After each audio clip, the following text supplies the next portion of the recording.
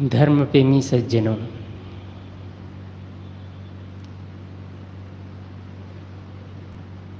नियमानुसार थोड़ी देर निवेदन प्रस्तुत है। अभी बहुत सुंदर विचार सुन रहे थे। एक ऐसे सुख, एक ऐसे आनंद जिसके लिए वैभव, पद, प्रतिष्ठा, मान, सम्मान कुछ नहीं चाहिए। एक ऐसी शांति, एकदम वितराग की अवस्था।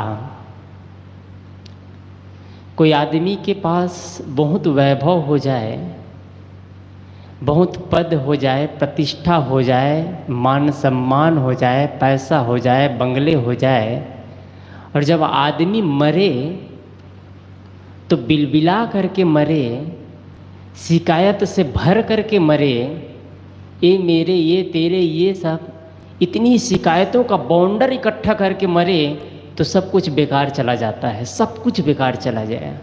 बहुत सारे वैभव इकट्ठा किए, पद पाए, सम्मान पाए, प्रतिष्ठा पाए, गाड़ी, बंगले, मकान सब कुछ रहा, और शिकायत शिकायत कर कर के मर गए तो सब कुछ बेकार चला जाता है। लेकिन एक आदमी है जिसके पास कुछ भी नहीं है, कुछ भी नहीं। जहाँ जाता है आदमी रोड पे सो लेता है और आनंद से जीता है। और जब वो आदमी मरता है तो कोई जानते भी नहीं है। आदमी रास्ते पर चल रहा है, कोई परिचय नहीं है, कोई संपर्क नहीं है, रात में सोता है, और जब सुबह उधर से एक आदमी निकलता है, खेत में काम करने वाले देखते हैं कि आदमी सोया है। 4 घंटा बाद आकर के फिर से देखता है सोया है, तो हिलाते हैं तो आदमी सोया ही है, उसको कोई नहीं जानते हैं। समझता हूँ बेहतर मरना वो मरना है। बहुत इकट्ठा करने के बाद यदि मन में कलबलाहट रह गई, मन में पीड़ा रह गई, तो बेहतर मरना वो है जिसके पास कुछ भी नहीं है और आदमी सोया तो एकदम निश्चिंत होकर के मर गया। किसी के लिए मन में शिकायत नहीं है, वो बेहतर मरना यही है। इसीलिए सदगुरु कबीर कहते हैं, लक्ष्य बिनु सुख, दरिद्र बिनु दुख, नींद बिना सुख सोए। बिना नींद के ऐसे लोग ही सोते हैं, जहाँ जाते हैं रोड पे सो जाते हैं। ये परम तत्व, अत्यांतिक सुख, कैवल्य, मुक्ति, आत्मस्थिति, ऐसी लोगों की स्थिति होती है जिसके मन में कोई शिकायत नहीं है।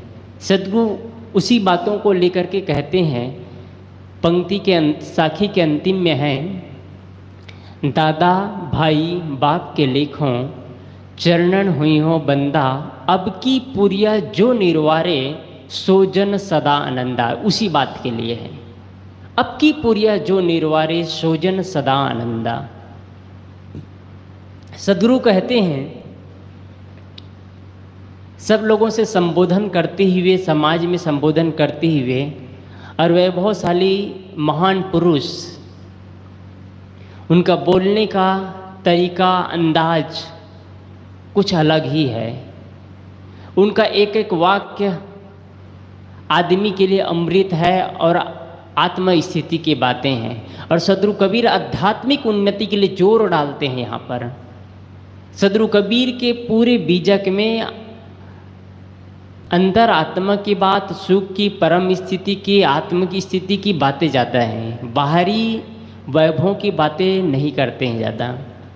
और इसीलिए सद्गुरु कहते हैं, विनम्र होकर के, इतने बड़े संत, इतने बड़े महान पुरुष होकर के हम लोगों के लिए एक सीख है। कितना विनम्रता से झुक करके कहते हैं। और जितने भी जो समाज के प्रवक्ता है, जो उपदेश देते हैं, घर के मुखिया है, जो वरिष्ठ हैं, ये सब के लिए है संकेत।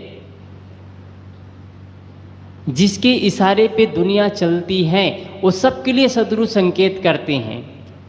सद्गुरु का संकेत है सबके लिए। यानी इतना विनम्र होकर के, इतना साधारण सहज होकर के वो कहते हैं, दादा भाई बाप के लेखों, हे लोगों, मैं तुम्हें भाई, बाप, भाई, पिता, पितामह कहने के लिए तैयार हूँ। समझता हूँ मैं पिता के समान, पितामह के समान, भाई के समान समझता हूँ। इतना विनम्र होकर के कहते हैं। और मैं तुम्हारे चरणों का सेवक बनने के लिए तैयार हूँ, लेकिन एक शर्त है। सदगुरु कबीर वहाँ पर शर्त लगा देते हैं। वो कुछ मांगते नहीं हैं, कुछ डिमांड नहीं है, विश्व विजय नहीं चाहिए उनको। वो कहते हैं अपना उन्नति कर लो बस। वो क्या कहते हैं? अब की पुरिया जो निर्वारे सोजन सदानंद। एक शर्त रख दिए बस, मैं तुम्हें भाई कहूँगा, बाप कहूँगा, पितामह कहूँगा और तुम्हारे चरणों का सेवक बन जाऊँगा, लेकिन एक शर्त है, तुम अपनी जो वासना है, पुरिया है, उसका निबेरा कर दो बस। और यदि तुम इस वासना का निबेरा कर लेते हो, परम तत्व को समझ जाते हो, अत्यांतिक सुख को समझ जाते हो, तो सदा सदा के लिए आनंद हो जाओगे। सदगुरु कबीर साहब कहते हैं। और पूरी दुनिया की घुड़दौड़ इसीलिए है। पूरी दुनिया के अंतिम स्थिति के बाद सदगुरु कबीर साहब इस साखी में कहते हैं। सदगुरु कबीर साहब संकेत करते हैं और कहते हैं, और आम लोगों के लिए जो आगे समाज के मुखिया है, गार्जियन है, परिवार के, समाज के, उन लोगों के लिए कहते हैं कि तुम अपने परिवार को, समाज को अगर सही ढंग से चलाना चाहते हो तो कभी झुक जाओ, नीचे हो जाओ, कभी प्रेम से बोल लो, और एकदम साफ साफ झुकने के लिए तैयार हो जाते हैं। किसके लिए? खास आध्यात्मिक उन्नति के लिए। और हम वही चीज नहीं करते हैं। पुरिया वासना क्या है आखिर? किस चीज को वासना कहेंगे? देखे, सुनने, भोगने, चाहने की जो भी इच्छा है, ये वासना है। ये सारी चीज वासना है। और जो भी दृष्टि में दिखाई दे, जो भी, वो सब माया है और एक दिन छूटना है। जो चीज दिखाई दे रही है, सब छूटने वाली चीज है। और परम तत्व की जो अभी श्री गणेश साहब कह रहे थे, वो दिखाई नहीं देता है। सुख का, गुरुदेव जी ने कहा है, सुख को वर्णन किया नहीं जा सकता है, उसका भाष्य नहीं किया जा सकता है, बस उसको महसूस किया जा सकता है। अब सुख को कहेंगे कौन सा रंग में है, कितने किलोग्राम का है, कितने वाट का है, उसको तौला नहीं जा सकता है सुख को। और कोई आदमी सुख को खरीदना चाहे, सुख को खरीद नहीं सकती हैं। इसलिए सदगुरु कबीर कहते हैं, या चाहे परम तत्व का हो, चाहे कैवल्य स्थिति का हो, चाहे शांति का हो, सुख का हो, आत्मानंद का हो, अत्यांतिक सुख का हो, कोई भी बादशाह कह दो, उस चीज के लिए सबकी मन में एक लालसा है, उसका काम करें हम सब। वासना, पुरिया। अब वासना का मतलब है हम कुछ भी करते हैं, उसके प्रति हमारी प्रागढ़ता बढ़ जाती है, वही वासना बन जाती है, वही वासना बन जाती है।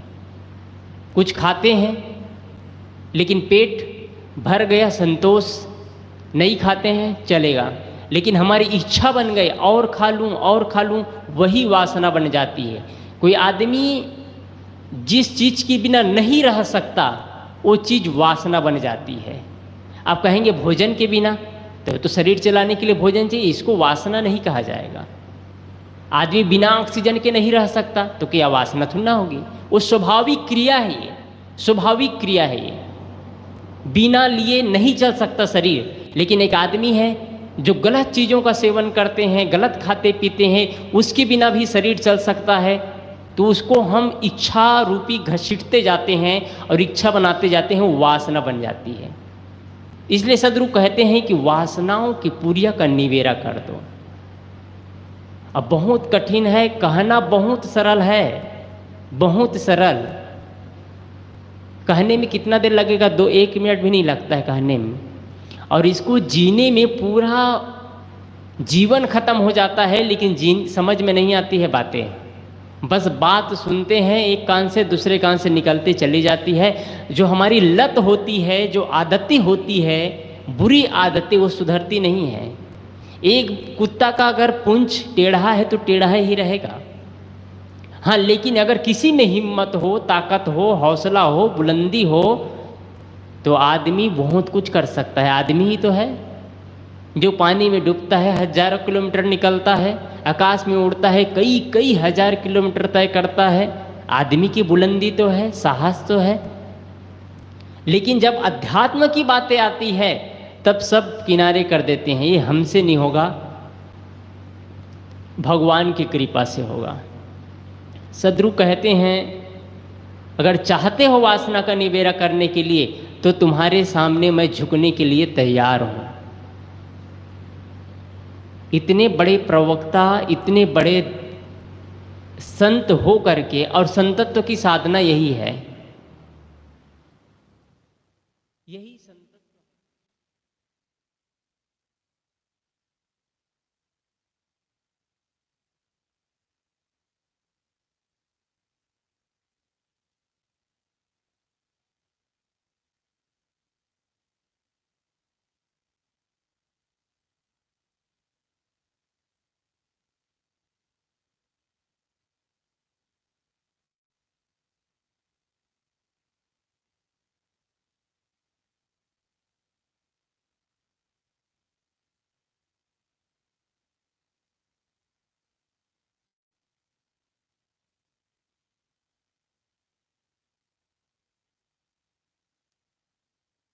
काउंटर लग जाता है, और जब हम किसी की अच्छाई देखना शुरू करते हैं तो अच्छाई दिखती है।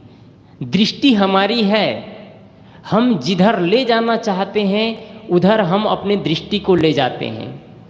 हम जब अच्छाई देखना चाहते हैं वही आदमी है उसमें अच्छाई देख लेते हैं, और जब बुराई देखना चाहते हैं तो बुराई देख लेते हैं। हाँ, हकीकत तो ये है कि हर व्यक्ति के अंदर अच्छा बुरा है, लेकिन समझदारी हमारी इसमें है कि हम व्यक्ति से अच्छा चीज़ लेते हैं कि बुरा चीज़ लेते हैं। अगर बुरा चीज़ लेते हैं तो वही हमारे अंदर इंक्लूड होता जाएगा, और वही इंक्लूड होगा फिर वही हमारे जीवन के साथ जीवन में आएगा। और सदगुरु कबीर साहब कहते हैं इसलिए जो रहे करवा सो निकले टोटी, और जो हम इकट्ठा करते चले जाएंगे जीवन में वही तो फिर निकलेगा बाहर।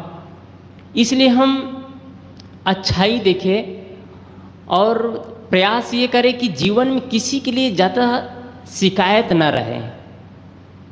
शिकायत बहुत खतरनाक स्थिति होती है।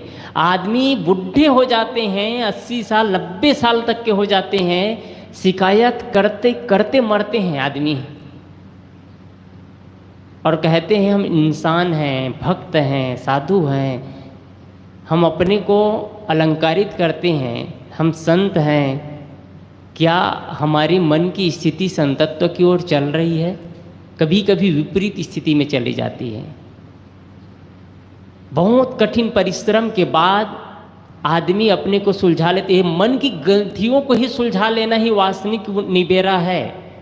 और इतनी ग्रंथि है हमारे मन में, इतनी ग्रंथियां हैं, उसको सुलझाते सुलझाते जीवन बीत जाता है। मन की ग्रंथियों को हम नहीं सुलझा पाते हैं, और जो सुलझा लेते हैं वही व्यक्ति महान हो जाते हैं। इसलिए हम सबको इस सबसे ऊपर उठ करके मन को देखना चाहिए, मन को शोधने का काम करना चाहिए। ये मन का खेल है सब कुछ। मन को जो हम चीज़ देते हैं, जो खुराक देते हैं, उसके हिसाब से हमारे शरीर में क्रियाकलाप होता है। और मन को कौन खुराक देता है? हम मन को चलाते हैं और मन हमको चलाता है। मन से हमारे शरीर में सब कुछ ऑपरेट होता है। मन से एक नस का कनेक्शन कट जाए, दब जाए, तो हमारा शरीर का जिस हिस्से का नस पॉइंट दब जाए उस शरीर का मूवमेंट होना बंद हो जाता है।